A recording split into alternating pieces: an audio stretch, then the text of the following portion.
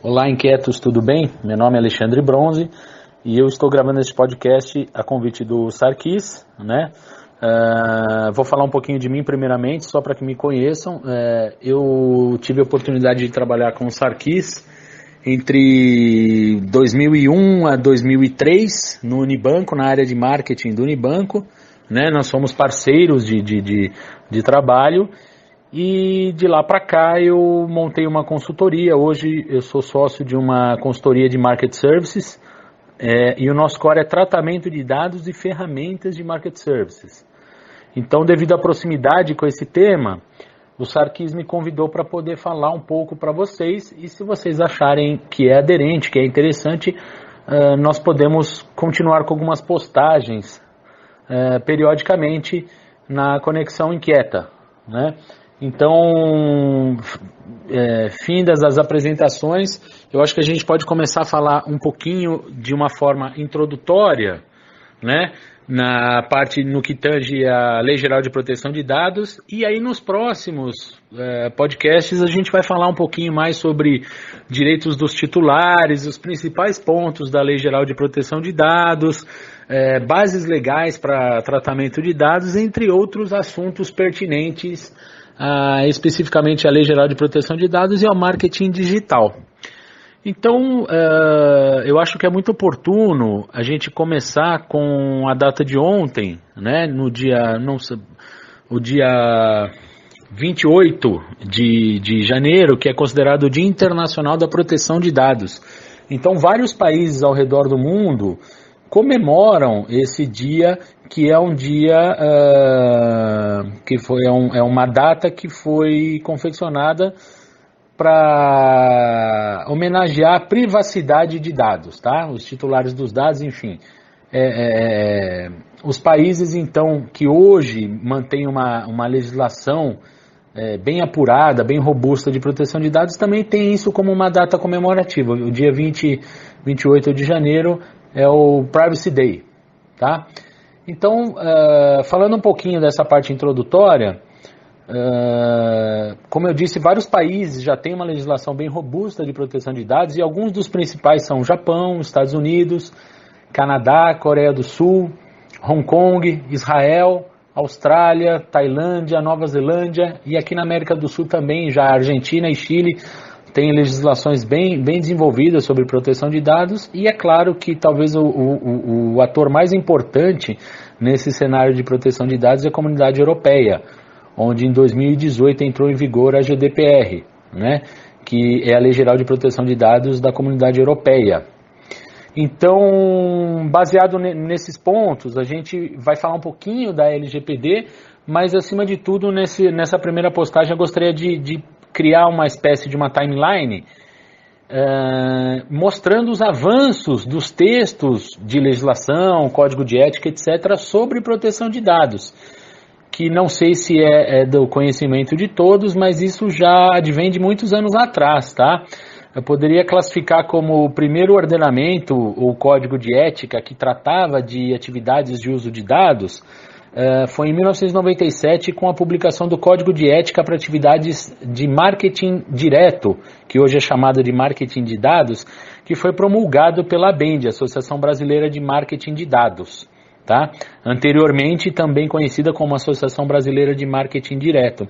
Então a ABEND ela foi o primeiro ator que tentou regular a utilização dos dados, né, em campanhas de marketing, relacionamento, conquista, enfim.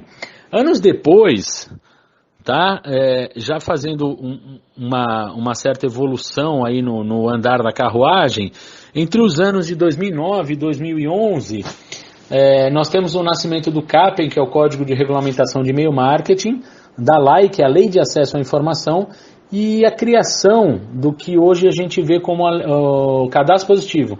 Mas a lei do cadastro positivo foi criada em 2011 para 2012, tá? Então, mas só depois de alguns aperfeiçoamentos ela veio a entrar em vigor muito recentemente no rol de que a gente vê hoje, que ela tem o cadastro positivo tem a detenção de algumas instituições somente, como Serasa, Boa Vista, SCPC, e uma associação de alguns bancos, né? Então não é um cadastro aberto a todas as empresas, né? Mas todo cidadão pode se opor ou não, ou até corrigir os seus dados, enfim, pode ter acesso a esse cadastro. Passando esse período, a gente tem mais um longo intervalo, que foi entre os anos de 2012 a 2018, que eu acho que começou a se desenhar de uma forma mais robusta os textos legais sobre proteção de dados, né, ou utilização de dados. A gente tem essas leis, eu acho que podemos chamar de os embriões da Lei Geral de Proteção de Dados, né? Que foram os projetos ou anteprojetos, que nem chegaram a virar projetos. O primeiro deles foi o projeto de lei 4060 de 2012.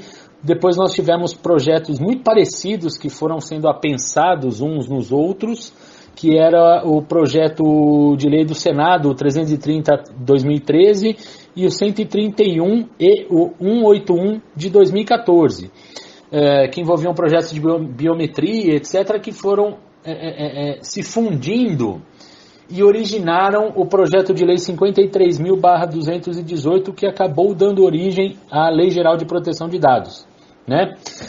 E aí, paralelo a isso, nós tivemos alguns fatos de grande relevância no país que culminaram por acelerar bastante o amadurecimento do projeto de lei 53/2018 e da criação efetiva da LGPD.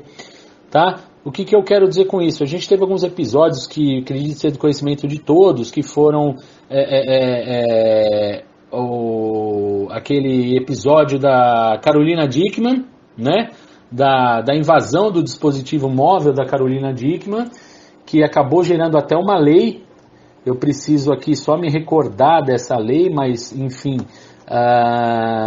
foi o... Deixa eu dar uma buscada aqui rapidamente, mas foi o Carolina Dickmann, a lei 12737 de 2012.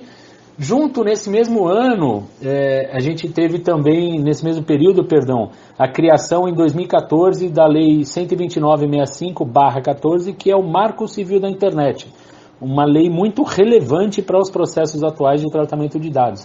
E também, no ano retrasado, a gente teve o caso do Edward Snowden, né, que acabou por todos esses fatos acelerarem e muito a criação da Lei Geral de Proteção de Dados, né?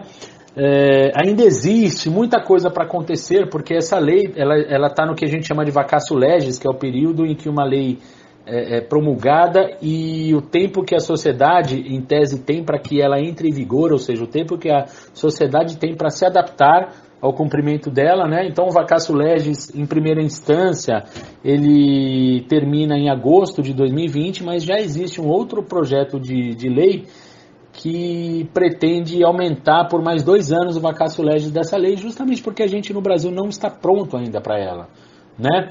Mas enfim, uma das coisas importantes também que vale a pena destacar foi a criação em dezembro do ano passado da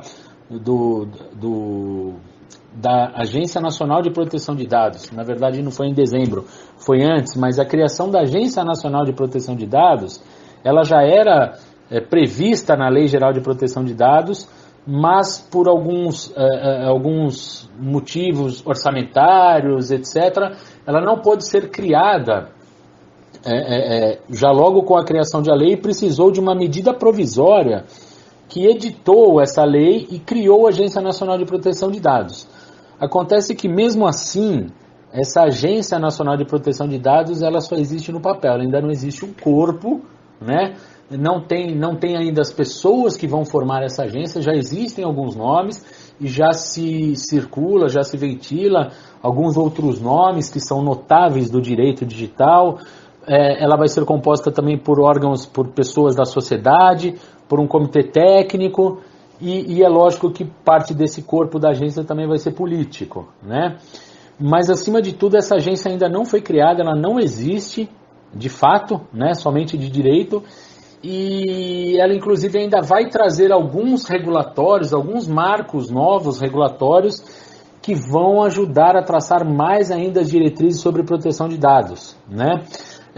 O que é muito interessante dessa lei, que a gente sempre tem que realmente enaltecer, são duas coisas principais. Primeiro, ela veio para conter abusos, né, na utilização dos dados, ou seja, deixar esse mercado um pouco mais regulado e conter abusos na utilização das informações. Mas, acima de tudo, também ela coloca o Brasil em pé de igualdade com grandes potências mundiais, ou seja, isso vai influenciar os negócios internacionais do Brasil, uma vez que ele já está em pé de igualdade com as potências mundiais que têm legislação sobre proteção de dados. Então, isso nos torna iguais perante grandes potências mundiais, inclusive Estados Unidos e Europa, etc., no tocante a tratamento de dados. Então, as empresas que possuem essas leis fortes de proteção de dados podem fazer negócios com o Brasil através de tratados internacionais, de alguns outros documentos também que a gente pode falar mais para frente, que estão previstos na LGPD, que são contratos padrão, normas internacionais, etc. Mas, acima de tudo,